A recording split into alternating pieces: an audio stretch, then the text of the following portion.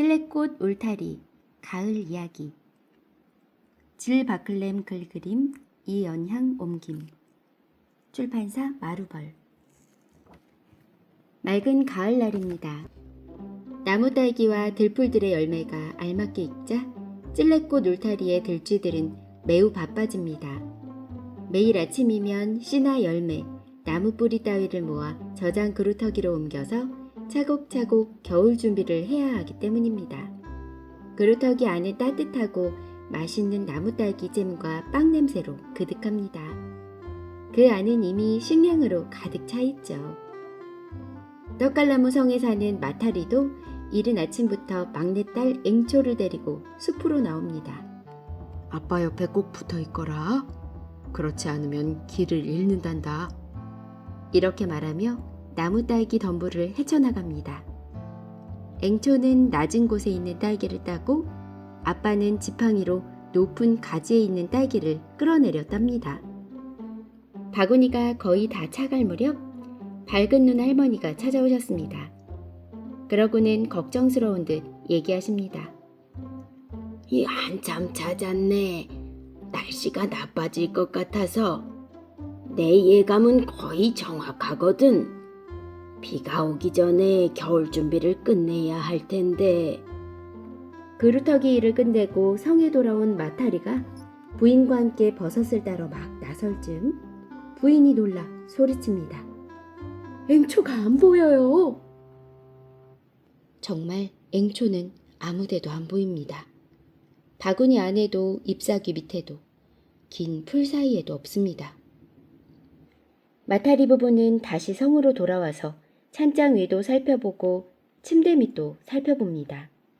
저장 그루터기 안도 아래에서 위까지 샅샅이 뒤져봅니다.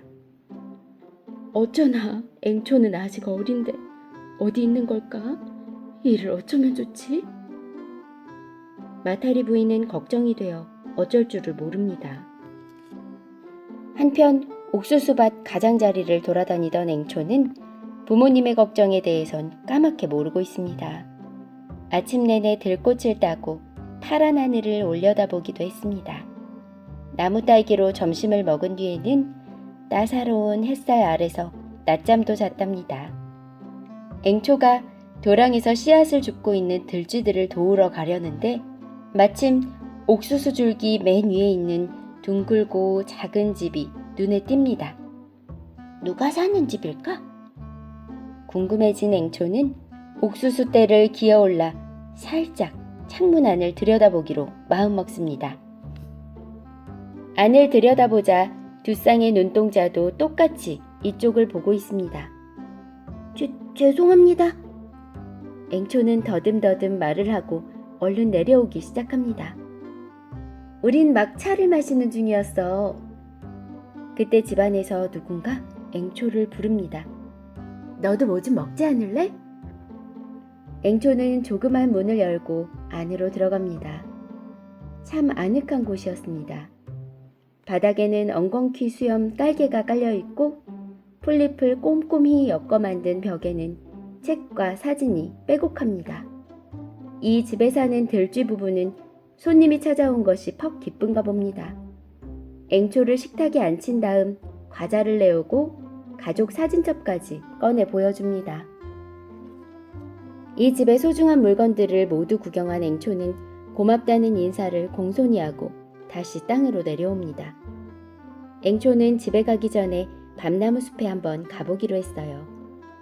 그곳에는 아직 찔레꽃 울타리 마을의 들쥐들이 저무는 햇살 속에서 나무딸기를 따고 있었지만 너무 바빠 앵초를 미처 보지 못했습니다.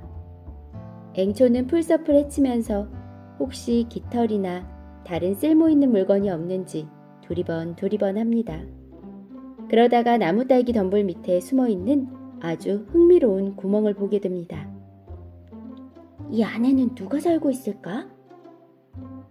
앵초는 중얼거리면서 그 구멍 속으로 들어갑니다.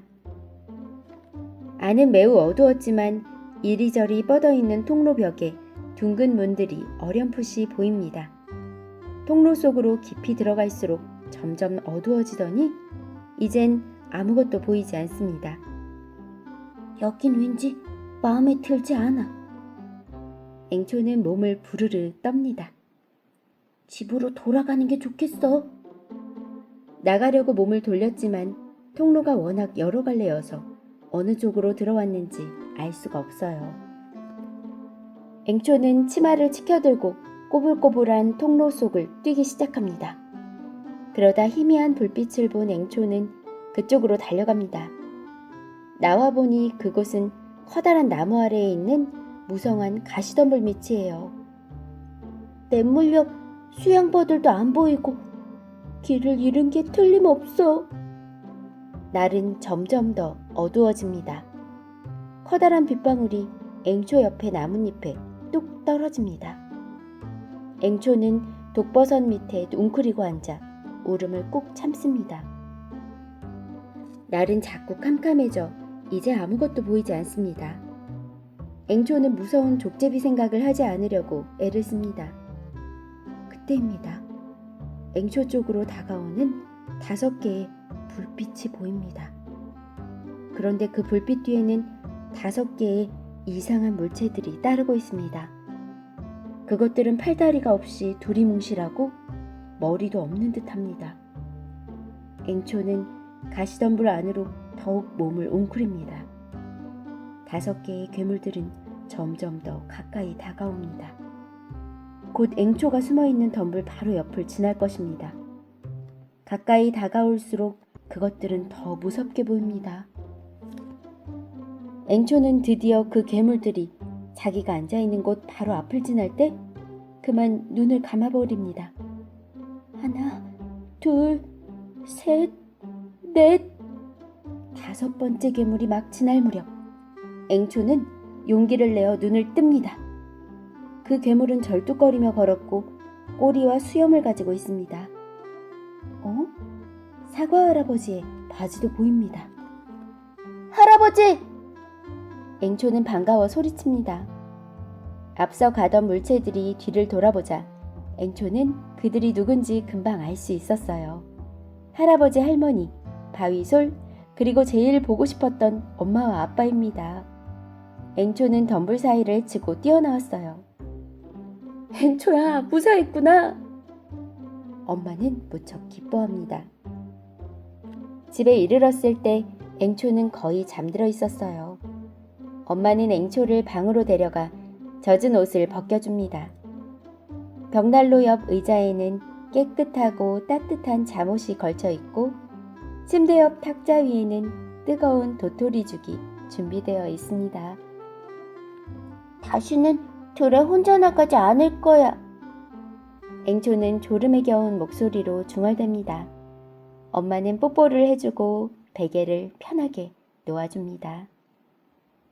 엄마는 부드럽게 노래를 부르며 포근한 이불 위를 다독거립니다.